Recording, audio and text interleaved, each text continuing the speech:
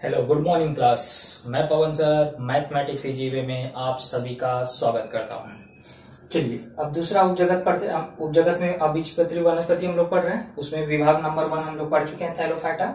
अब दूसरा पढ़ने जा रहे हैं ब्रायोफाइटा। तो ब्रायोफाइटा की क्या विशेषता होती है इसके बारे में यहाँ पे आपको लिखा है। अब एक एक के बारे में हम लोग क्या करेंगे, एक एक पॉइंट पढ़ेंगे। तो ब्रायोफाइटा जो वर्ग की वनस्पति है, इसको अगर आप देखना चाहते हैं तो अब ये बारिश का मौसम अच्छा है, सबसे अच्छा मौसम है, इसमें आप आसानी से देख सकते हैं ब्रायोफाइटा। जितनी भी नम दीवारें हैं, आप स्कूल आते जाते या आप बाहर के परिवेश में जब निकलते हैं तो नम दीवारों पे आजकल आपको पूरा हरा हरा भाग दिखाई देगा और उसमें छोटी छोटी सी वनस्पतियां आपको दिखाई देती हैं।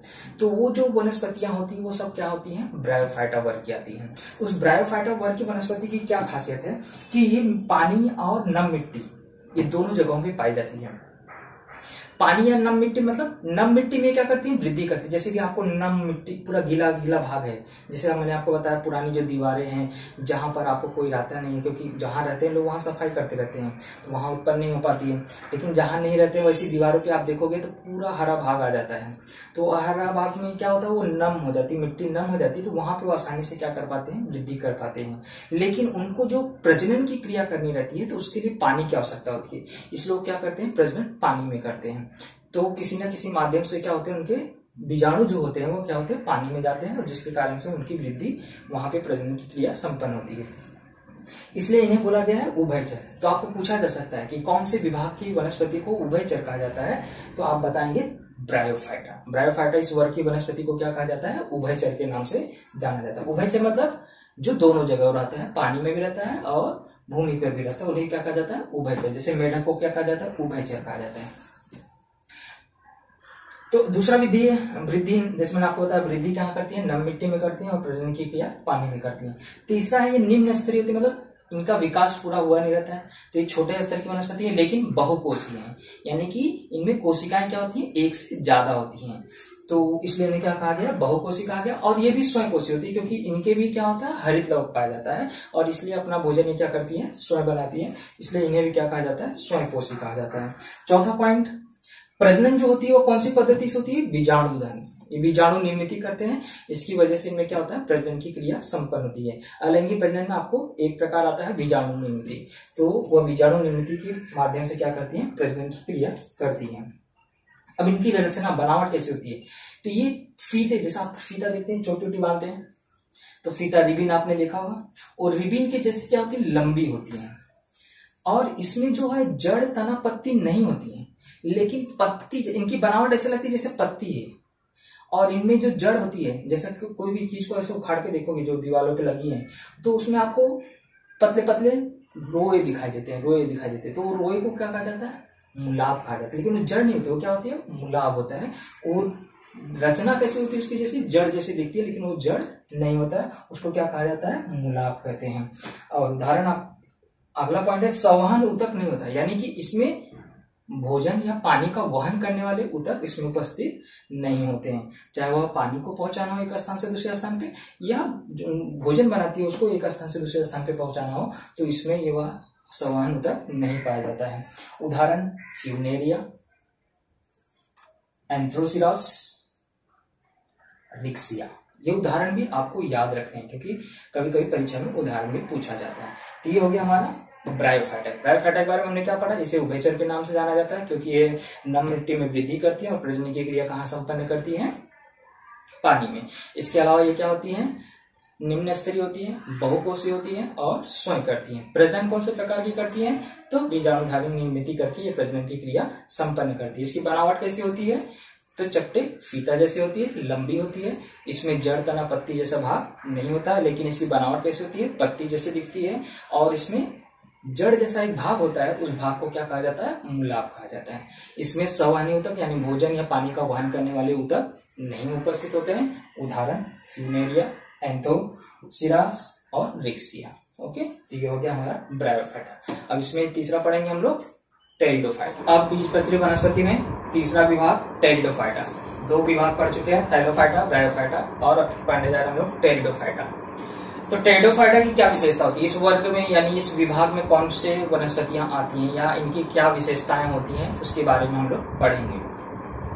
तो इसमें आपको एक बहुत ही अच्छा उदाहरण है फर्न। फर्न आप सभी ने देखा होगा, नहीं देखा होगा तो जहां पर उपहार के लिए आपको गुलदस्ता बनाया जाता है वहां पे चले जाइए, या सुंदर बगीचे में चले जाइए, तो वहां पर आप देखेंगे जहां पे गुलदस्ता बनाया जाता है तो वहां पीछे से पत्ती लगाई जाती है, और उस पत्ती जो आप देखते हैं वो किसकी लगाई जाती है, वो फर्न वनस्पति की होती है। और या तो आप घरों में बहुत जगहों पे देखे होंगे बालकनी में लगी जाती है, तो सजावट के रूप में लोग क्या करते हैं उसको रखते हैं क्योंकि दिखने में काफी अच्छा लगता है। चलिए विशेषता के बारे में पढ़ते हैं। तो जड़, तना, पत्ती स्पष्ट रूप से दिखाई देते हैं। अभी तक हमने जितने भी पढ़े उसमें अंग स्पष्ट रूप से नहीं दिखाई दे रहा था, थैलोफाइटा हो चाहे वह ब्रायोफाइटा हो, लेकिन टेरिडोफाइटा में स्पष्ट रूप से दिखाई देते हैं। लेकिन कौन? सिर्फ जड़, तना और पत्ती। जो मुख्य है बीज धारण करने के लिए, जो पुष्प है या फल, ये नहीं आते हैं, इसलिए इन्हें भी कहाँ रखा गया है? अबीजपत्री में ही रखा गया है। इसमें जड़, तना, पत्ती स्पष्ट रूप से दिखाई देते हैं लेकिन पुष्प और फल नहीं होते हैं। सवान ऊतक भी पाए जाते हैं, यानी कि ये इतनी विकसित होती हैं कि इसमें पानी और अन्य पदार्थों को पहुंचाने के लिए स्वतंत्र रूप से ऊतक उपस्थित होता है, इसलिए इसमें बताया गया है सवानी ऊतक पाए जाते हैं। इसमें जो प्रजनन होता है वह दोनों प्रकार का होता है, हो सकता है अलैंगिक प्रजनन भी होता है और लैंगिक प्रजनन भी होता है। अलैंगिक प्रजनन में बीजाणु निर्मित वाली प्रक्रिया से क्या होती है, इसमें प्रजनन की क्रिया होती है, और लैंगिक प्रजनन में युग्मक निर्मित के द्वारा क्या होती है? प्रजनन की प्रक्रिया होती है। उदाहरण फर्न, जैसे मैंने आपको बताया, नाम बहुत सारे इसमें, Nephrolepis, Marsilea, Pteris, Adiantum, Equisetum, Selaginella, Lycopodium. तो ये आपको बहुत सारे उदाहरण दिए गए हैं, तो इसको आपको याद रखना है। तो इसकी विशेषता हमने पढ़ ली है और उदाहरण पढ़ लिए। तो इस तरह से हमारा अबीजपत्री वनस्पति के बारे में तीनों विभाग हमने पढ़ लिए, ब्रायोफाइटा, टेरिडोफाइटा, थैलोफाइटा। ओके, तो हमारा अबीजपत्री क्लियर हो गया। अब हम अगला पढ़ेंगे उपजगत के बारे में, बीजपत्री के बारे में। अब हम लोग पढ़ने जा रहे हैं बीजपत्री। तो बीजपत्री वनस्पति किसे कहते हैं? तो वे वनस्पतियां जिसमें प्रजनन के लिए क्या होता है?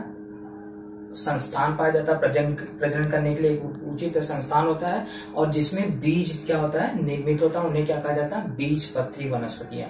तो परिभाषा अगर पूछा जाता है तो जिन वनस्पतियों में क्या होते हैं? प्रजनन के लिए अलग ऊतक संस्थान पाए जाते हैं और जिनमें बीज निर्माण करने की क्षमता होती है उन्हें क्या कहा जाता है? बीजपत्री वनस्पतियां कहते हैं। यानी कि इनमें क्या होता है? बीज का निर्माण होता है, जितने भी बीजपत्री वनस्पतियां हैं, और ये बीज का निर्माण होने के बाद क्या करते हैं? उसमें जो पोषक पदार्थ होता है उसका उपयोग वो लोग क्या करते हैं? उसमें बीज के अंदर क्या होता है? पोषक पदार्थ संचित रहता है, और वह पोषक पदार्थ जब वह गर्भ का प्रारंभिक अवस्था होती है तो उस समय इसका क्या किया जाता है? या अंकुरन के समय इसका यूटिलाइज किया जाता है।